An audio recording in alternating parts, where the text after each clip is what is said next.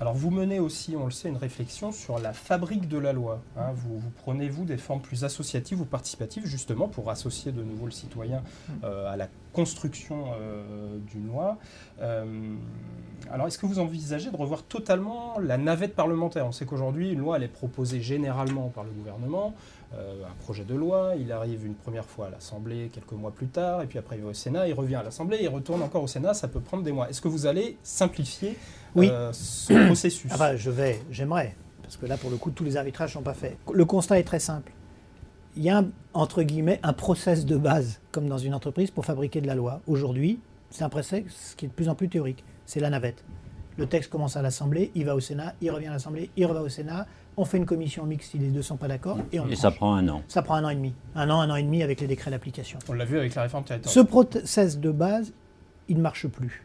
Il faut ouvrir les yeux, il ne marche plus. Premièrement, c'est pas parce que vous faites tout ce parcours du combattant que le texte est meilleur à la sortie. C'est pas vrai. Il fut un temps où c'était vrai.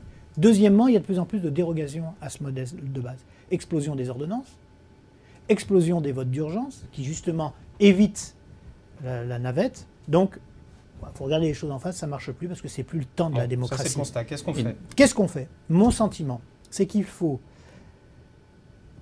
avant les textes de loi importants, il faut 3 à 4 mois avant que le gouvernement vienne expliquer en commission ses intentions dans ce qu'on appellerait un pré-débat législatif, c'est-à-dire qu'ils viennent dire, sur la base d'une étude d'impact qu'il aurait faite, moi j'ai envie de toucher l'organisation du système du logement en France aujourd'hui. J'ai envie de créer une garantie universelle pour tous, j'ai envie de, et ainsi de suite, changer la façon dont les copropriétés s'organisent. Donc il donne ses intentions, ses orientations, et un débat sans vote a lieu en commission 3 à 4 mois avant. Ça, c'est très intéressant parce que... en commission à l'Assemblée. En commission à l'Assemblée ou au Sénat. C'est très intéressant parce que ça permet de prendre du recul, on ne rentre pas dans le juridisme, la virgule ici, pas là, le et ou le... Donc les grandes lignes, pas le détail. Les grandes lignes. Et l'avantage, donc premier avantage, on prend du recul par rapport à un texte au lieu de se précipiter tête baissée pour être sûr qu'il faut légiférer. Et on vérifie qu'il faut bien légiférer. Deuxième avantage, ce débat est public. Il peut d'ailleurs être, en même temps, on peut faire une consultation du grand public, des citoyens par le numérique si on veut. Mais deuxième avantage, il est 4 mois avant le texte de loi. Et donc en 4 mois, comme c'est public, les parties prenantes, les entreprises, les usagers, ont le temps d'être alertés sur l'arrivée d'un texte. Ont le temps de dire, attendez, vous allez légiférer, mais pensez à ci, pensez à ça. Donc on améliore la qualité du process législatif parce qu'il y a eu ce débat d'orientation, la participation et éventuellement des parties prenantes qui sont intervenues. Et donc, je crois, moi, qu'à ce moment-là, il n'y a plus besoin de la navette. On fait Assemblée, Sénat, commission mixte.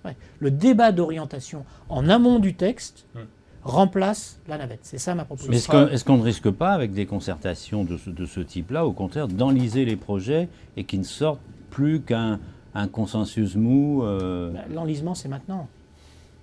L'enlisement, c'est aujourd'hui. L'enlisement, c'est quand il faut 1 an et demi pour faire voter un texte sur un quinquennat, excusez-moi, et des textes qui en plus sont pas bons, parfois sont pas applicables. Je crois qu'on ne peut pas faire pire que ce qu'il y a aujourd'hui. Vous pensez à un texte en particulier? Je vous laisse trouver dans cette législature, comme dans celles qui l'ont précédée, des exemples. Alors, à tout hasard,